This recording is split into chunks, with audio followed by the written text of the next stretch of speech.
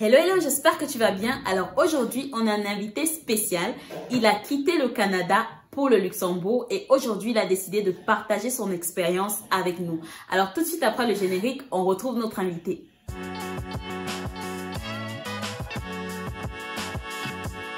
Alors bonjour Eric, comment tu vas? Bonjour Alcini, très bien et toi? Je vais bien également, merci. Super. Alors déjà, merci d'avoir accepté l'invitation. Merci. Nous sommes très heureux de t'avoir aujourd'hui. Tu as un parcours très riche et je pense que ça va pouvoir édifier beaucoup de personnes sur le sujet qui est très d'actualité en ce moment, à savoir celui du Canada et du Luxembourg. Alors toi, tu as fait les deux pays. Oui. Et donc aujourd'hui, on va partager par rapport à cette expérience-là. Absolument. Déjà, est-ce que tu peux nous dire un peu qui tu es, ton parcours, voilà. Absolument. Donc, je m'appelle Eric Joël Ditoto et je salue aussi tous nos internautes qui nous suivent en ce moment. Je suis de la République démocratique du Congo. Je suis né à Kinshasa et j'ai quitté Kinshasa pour la Belgique, la Bruxelles précisément, où j'ai fait mes études secondaires, mes études supérieures, avant de décider de partir vers le Canada, revenir à Bruxelles et maintenant au Grand-Duché de Luxembourg où je travaille. Waouh, ça fait beaucoup de pays. Ça fait beaucoup de pays. Alors, qu'est-ce qui fait que tu partes au Canada? Qu'est-ce qui t'emmène au Canada? Alors, le Canada, avant d'y aller, c'est un pays qui me fascinait. J'entendais des échos, on me disait, voilà, le Canada, c'est génial, c'est super, il y a des opportunités. Et un jour, je me suis dit, bah, tiens, on va aller au Canada, on va essayer. J'ai obtenu un permis qui s'appelle le PVT, le permis vacances-travail. On pourra en parler tout à l'heure, comment j'ai fait justement pour y aller. Et je voulais voir simplement de mes propres yeux, découvrir l'Amérique du Nord. Et aussi, je me suis dit, voilà, le mindset peut-être différent de la Belgique, voilà, avec son mindset. Salut à tous les amis belges. Je me suis dit, voilà, on va changer un peu d'atmosphère et voir, découvrir. C'était plutôt par curiosité. Ok. Alors, le PVT, le permis vacances-travail, normalement, il faut avoir une nationalité européenne. Exactement. Il faut avoir une nationalité européenne. Et à l'époque, c'était être âgé de 18 à 30 ans, être belge, effectivement, pour être éligible au permis vacances-travail, qui est un permis d'une année non renouvelable. D'accord, ok. Alors, du coup, tu pars avec déjà une offre d'emploi ou tu cherches du travail sur place? Alors, je pars sans offre d'emploi. J'avais ma petite Suzuki Baleno bleue, j'ai vendu. Ça m'a coûté 1200 €. J'ai dit au revoir à mon bailleur. J'ai pris un peu d'argent. Je suis parti à l'aventure sans offre d'emploi, rien du tout. Et voilà, j'ai débarqué à Toronto. C'était la première ville. Et pas Montréal, Toronto. Et on pourra en parler tout à l'heure, où Toronto, je me suis fait avoir et j'ai continué vers Montréal. Waouh. Voilà. Ok. Alors, parle-nous un peu de ta procédure d'immigration. Comment ça s'est passé? Oui, absolument. Alors, le PVT, le permis vacances-travail, à l'époque, simplement, j'ai rempli un document sur Internet de l'ambassade du Canada qui était à Paris. Je ne sais pas pourquoi il n'y avait pas une ambassade en Belgique. Peut-être elle existe ou elle n'existe toujours pas. Et après avoir imprimé ce document, je suis parti déposer mon dossier à l'ambassade à Paris. Et je me rappelle encore, j'étais dans la salle d'attente, 1 heure, 2 heures. Je me suis dit, mais comment c'est possible? Ça commence mal dans ce pays parce que je suis dans l'ambassade. Pourquoi on me fait attendre autant? Et la dame m'appelle, monsieur. Voilà, j'arrive, elle me dit, voilà, votre visa. Je ne devais pas rentrer en Belgique et vous m'envoyez un courrier en disant voilà votre dossier. Non, on vous le donne maintenant. Aussi vite. Aussi vite. Et ben. Sur place, le même jour. J'ai obtenu mon PVT et puis je suis rentré en Belgique. J'ai commencé à faire mes valises. D'accord. Et alors, quand tu arrives au Canada, comment ça se passe pour toi? Alors, quand j'arrive au Canada, j'ai atterri à Toronto. Parce que vous savez, les gens qui vivent en Belgique, d'origine africaine, on aime un peu rêver. Les États-Unis, c'est beau. Et on m'a dit, Toronto ressemble aux États-Unis. Je ne voulais plus cette partie francophone. J'arrive, effectivement, c'est beau. Mais dès que je suis arrivé, la première chose qui m'a frappé, c'est la solitude. Je me suis dit, c'est bien beau, je suis là, mais je me sens seul ici. Et Toronto est une ville très chère aussi. Donc, le peu d'argent que j'avais en vendant ma voiture, justement, mon argent commençait à partir très vite alors que je n'avais pas d'emploi. Donc, je devais ralentir, économiser jusqu'à ce que j'obtienne un emploi. Donc, voilà mon arrivée à Toronto où j'ai fait 2 semaines avant de fuir Toronto et de partir vers Montréal. D'accord, ok. Et à Montréal, c'est plus facile, c'est plus accessible. Comment ça se passe? Alors, Montréal, c'était beaucoup plus facile. Enfin, quand je dis facile, le coût de la vie déjà, comparé à Oui. Toronto, parce qu'il y a différentes provinces. L'Ontario, où se trouve la ville de Toronto, c'est très cher. Mhm. Montréal, pour la province du Québec. J'ai retrouvé des repères, notamment avec Ok. la langue, comme c'est des francophones en majorité. Oui, bien sûr. Et le coût de la vie aussi était moindre. Mhm. Et j'ai eu justement la chance d'avoir quand même deux, trois personnes qui vivaient déjà là-bas, qui m'ont aidé à m'installer, à trouver un logement beaucoup D'accord. plus facile.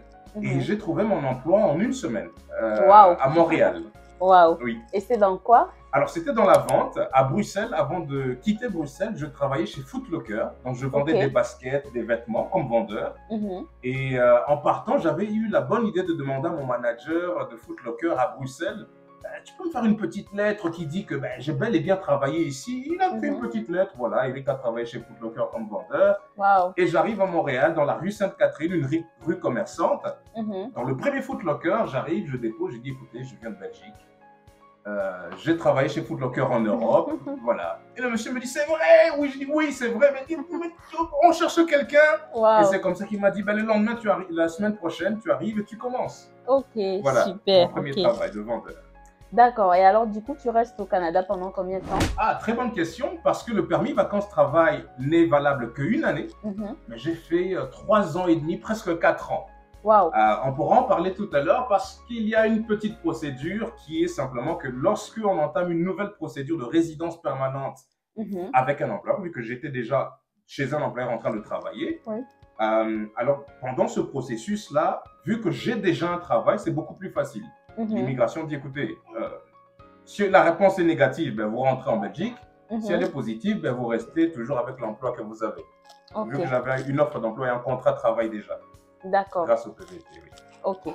Alors, ma prochaine question, justement, c'est par rapport au Luxembourg. Oui. Comment tu entends parler du Luxembourg et qu'est-ce qui fait que tu décides de quitter Oui. le Canada pour le Luxembourg, Pour le Luxembourg, justement? exactement. Alors, lorsque j'ai quitté le Canada, ça va peut-être faire rire nos internautes, c'était une peine de cœur. C'était Ok. une relation à distance avec ma copine à l'époque qui vivait à Bruxelles. Mhm. Et donc, elle me cassait tellement la tête, tout ça. Donc, le Canada, c'était bien beau, Mhm. mais la relation avait des impacts sur moi quand même. Oui.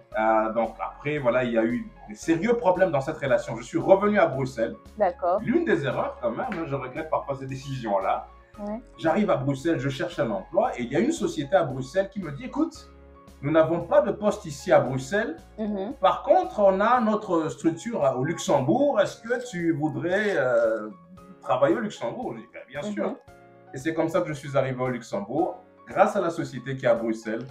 Il m'a simplement fait une proposition après un entretien d'embauche. Ouais. D'accord. Donc, avant ça, tu ne t'étais jamais intéressé au Luxembourg ou Alors, ça t'était déjà… si, quand même. Je m'étais intéressé grâce à une amie qui travaille au Luxembourg et vit au Luxembourg depuis très longtemps. Mhm. Pourquoi? Parce que j'ai toujours entendu,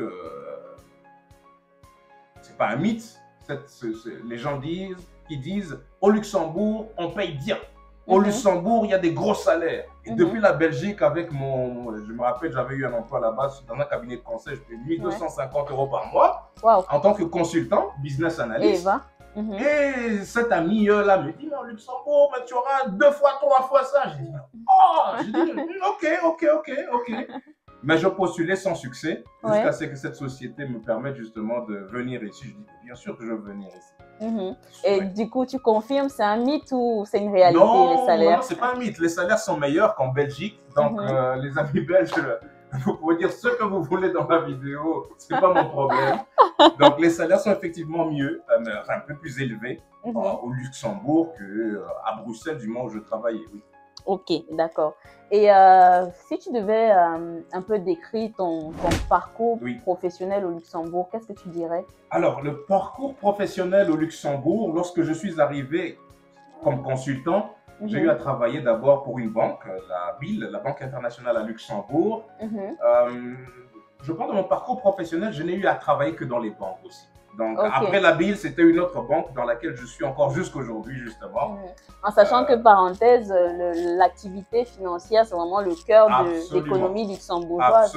Absolument. C'est un très bon point parce que je me rappelle un ami qui est en France, il m'a envoyé un CV dans les médias, journalistes, je me dis, mais Luxembourg, avec ça, je ne sais pas où aller avec ça. Ouais, exactement. Et c'était très, très difficile. Mais effectivement, la finance, c'est vraiment Elle est très importante au Luxembourg. Oui. Ok.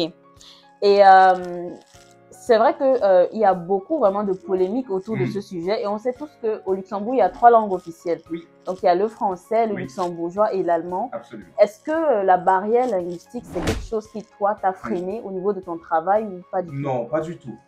Contrairement à la Belgique, où la Belgique, j'ai eu des freins et des blocages de partout. Parce que l'une des langues de la Belgique, c'est aussi le néerlandais, le flamand.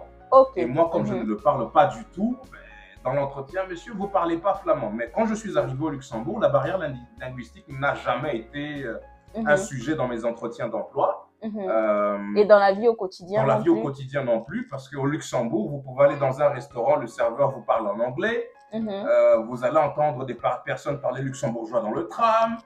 Voilà, c'est un mélange de plusieurs personnes qui viennent un peu de tout horizon au Luxembourg. Et moi, c'est ce qui me fascine, du moins. D'accord. Oui.